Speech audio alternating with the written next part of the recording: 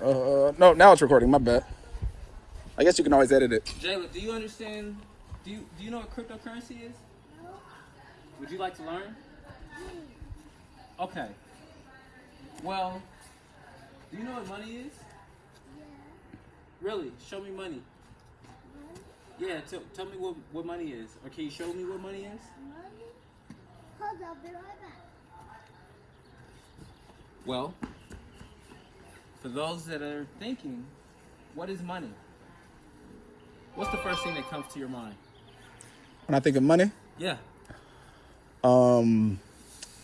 honestly, things I could buy. What I can do with money comes to mind.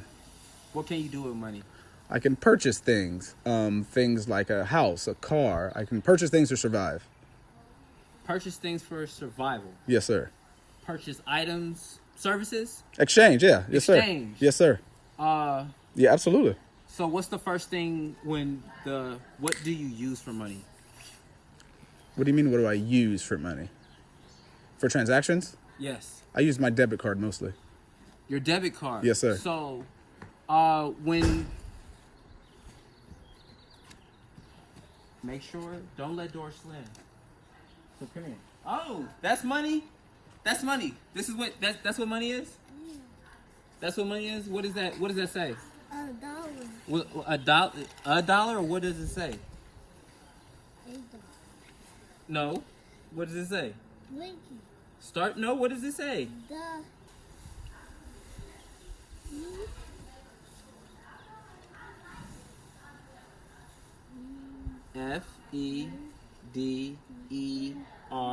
FEDERAL. Federal.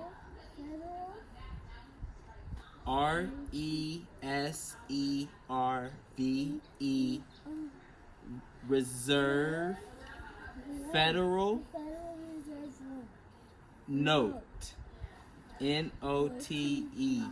Note. Federal Reserve Note. Okay? The United States of America. $1. $1.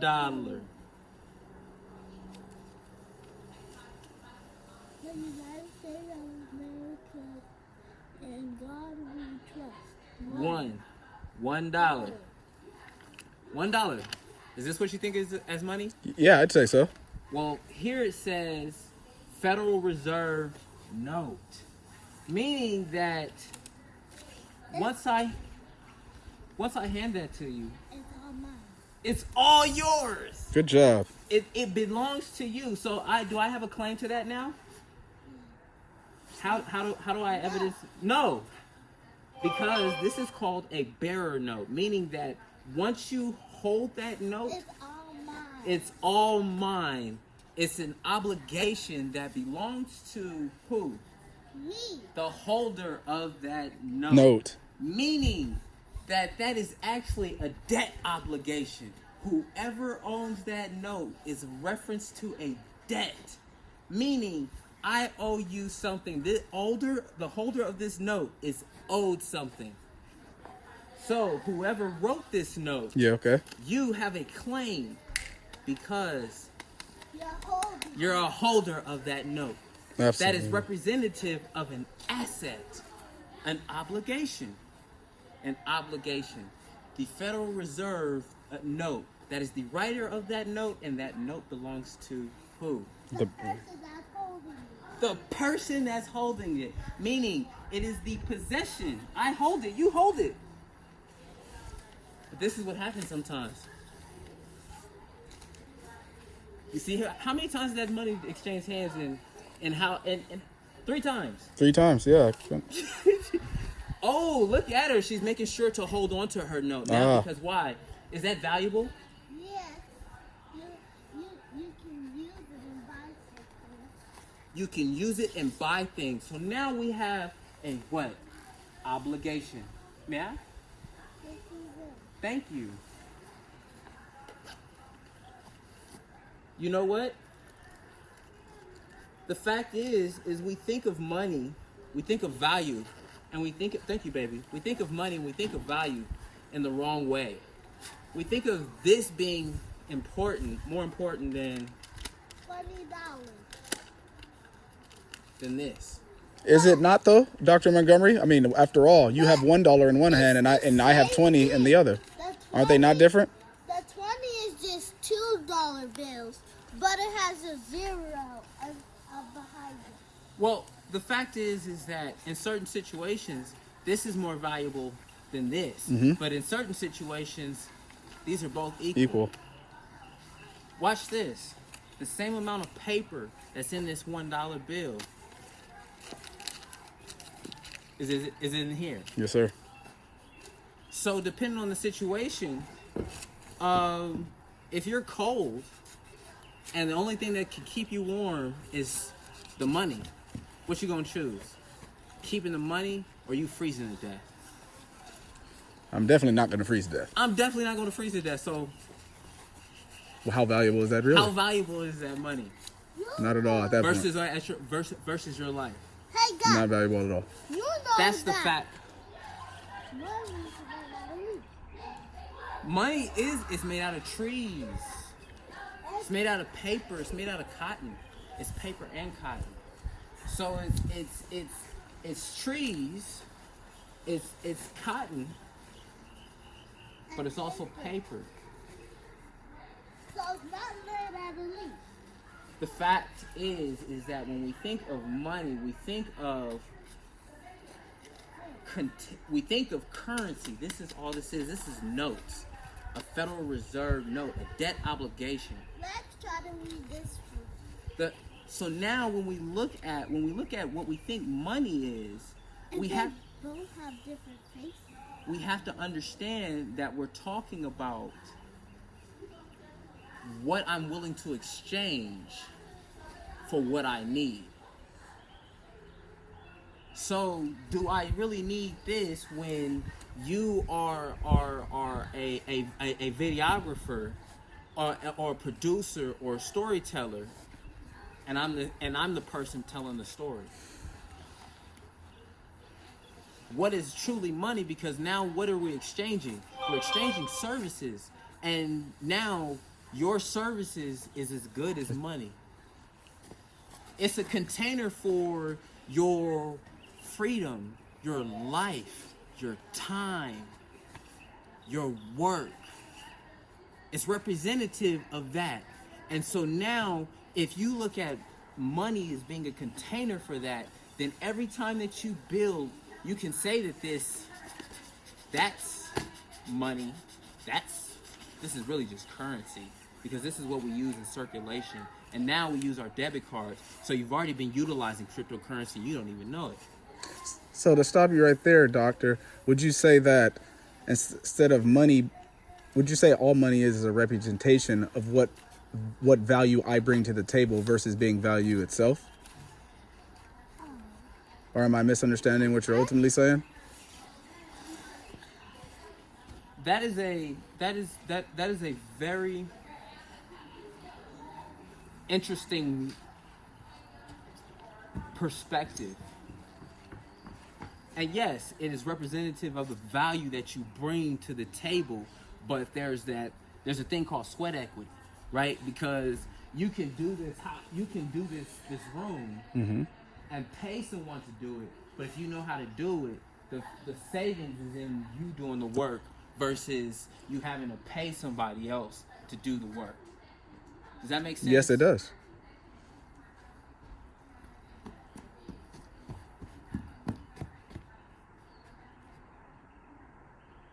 They did this shit wrong. This needs to be galvanized. They got steel with aluminum. They're gonna have to redo that one. Yeah. So when you look at it from that perspective, right? You save in what you know, and you lose in what you don't know and what you can't do for yourself. Money is all representative. So when you look at money being truly a container for your time, your freedom, your life. Hey baby, I didn't know you were out here. Hey.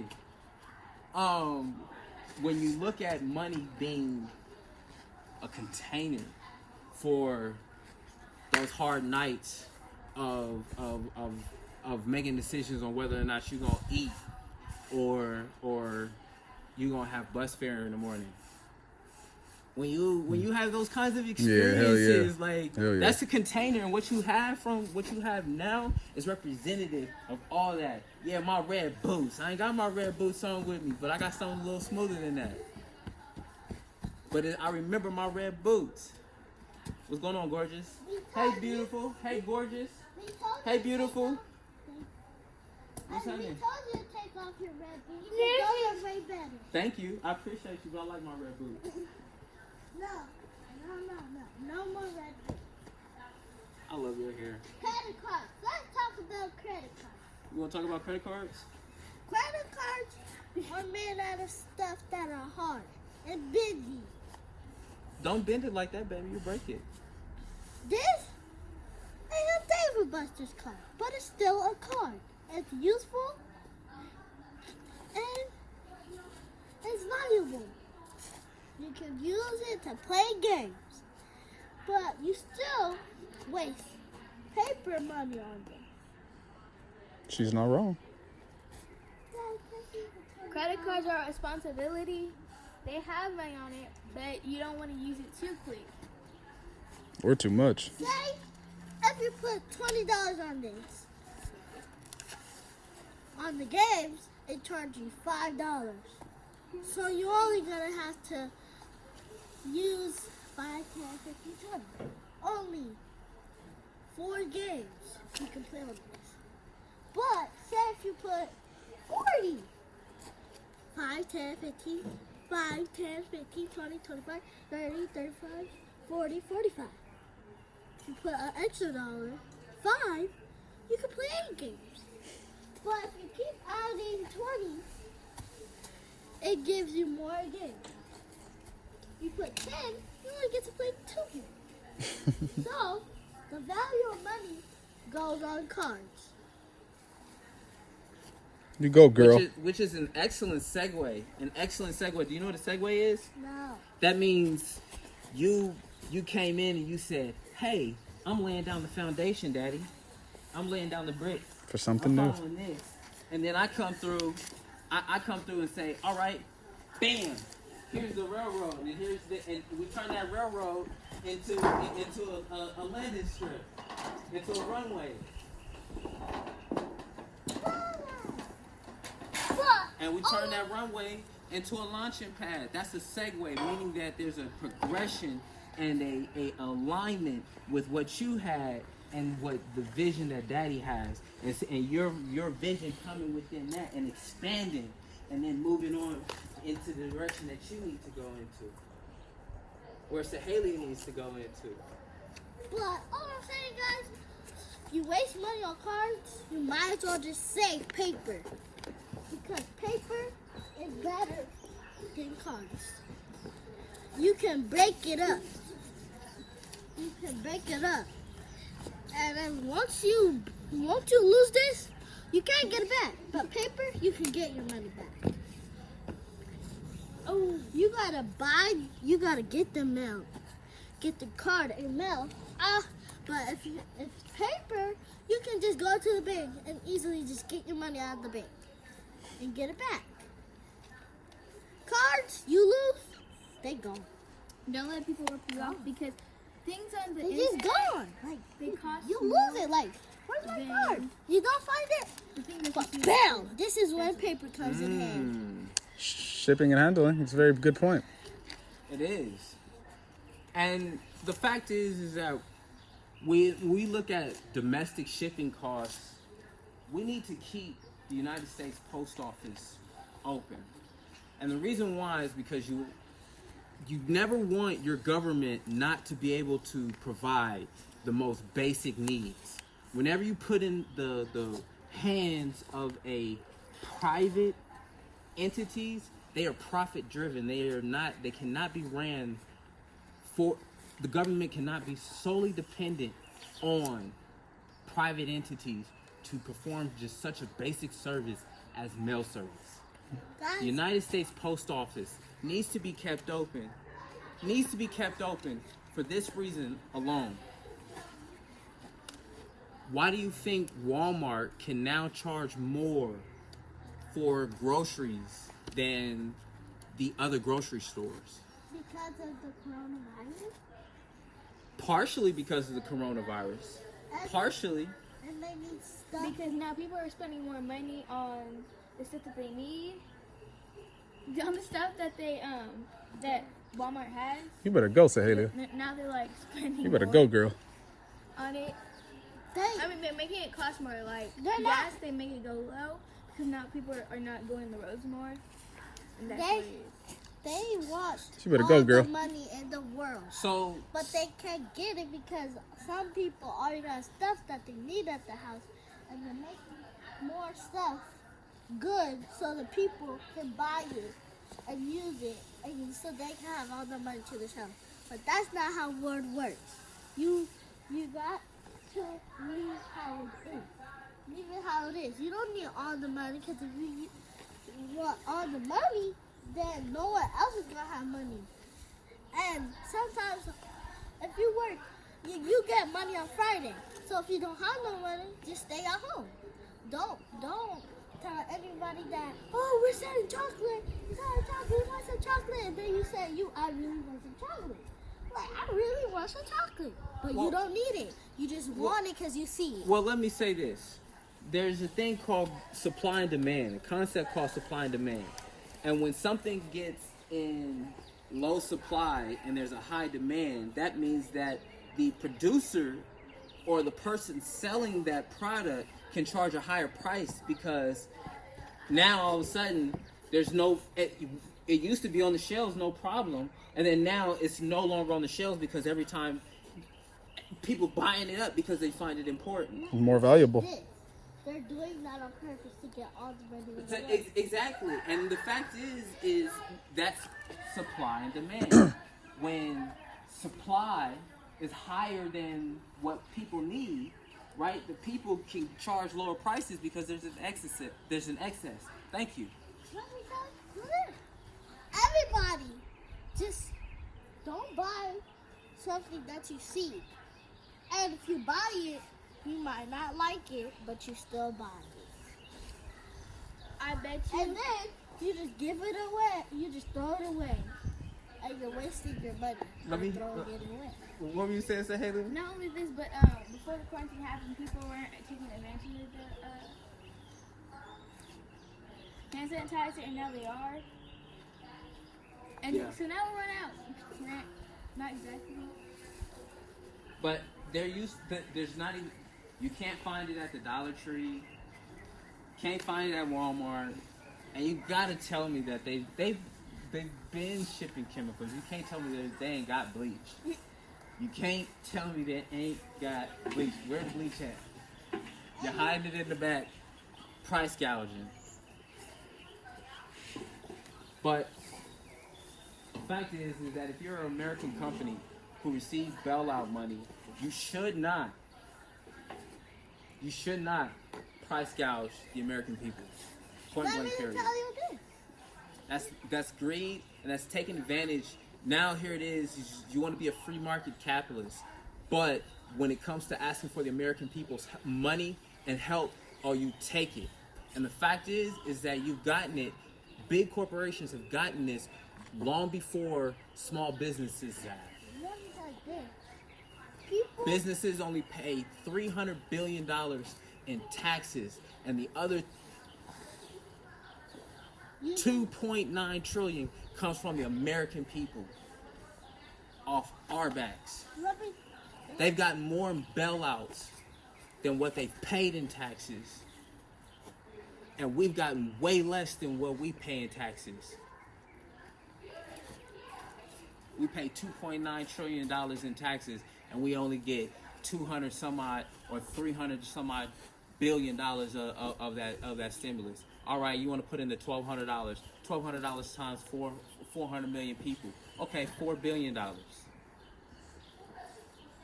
$400 billion. Okay, that's $600 billion right there.